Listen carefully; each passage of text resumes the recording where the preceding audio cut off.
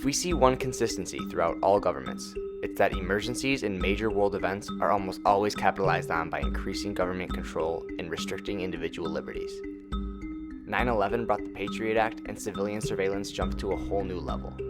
The government's reaction to COVID forced hundreds of thousands of businesses to close their doors. Curfews are implemented, lockdowns enforced. These major world emergencies almost always mean increased government power. China already uses a social credit system where technology tracks everything you do and rates you based on your decisions. Criticize the government, and they'll take away your ability to travel. They're constantly monitored by facial recognition cameras that are able to instantly put a face to a name. Now, the Chinese are also ranked, given a mark out of a possible 950 points.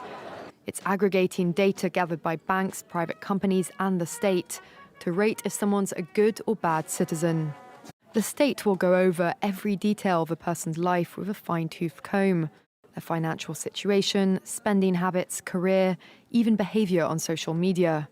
Criticizing the government online or displaying outward signs of wealth is a no-no. A good score brings benefits, but people with low scores lose rights. The cinema names and shames people considered untrustworthy, plastering their details, even their addresses, across big screens. The Supreme Court has created a blacklist for so-called bad citizens, those whose ratings have dropped to 0. On it are companies, but also 23 million people to date. Among them is this journalist Liu Hu. He got a little too close to uncovering corruption among high-profile party members.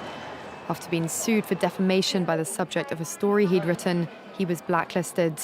But he only realized when he tried to buy a train ticket and was told he was banned from traveling. That tells me I'm still on the blacklist. Punished because he's been branded untrustworthy by the state. Once you're blacklisted, you can no longer get a bank loan, start a business, buy an apartment, or even send your children to a private school. Liu Hu is among a tiny minority of people who have dared to criticize the system, which some are calling a digital dictatorship.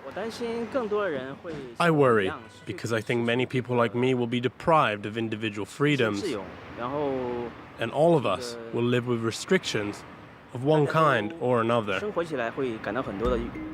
If you think this is far from happening in other countries, think about how conspiracy theorists are already censored and silenced.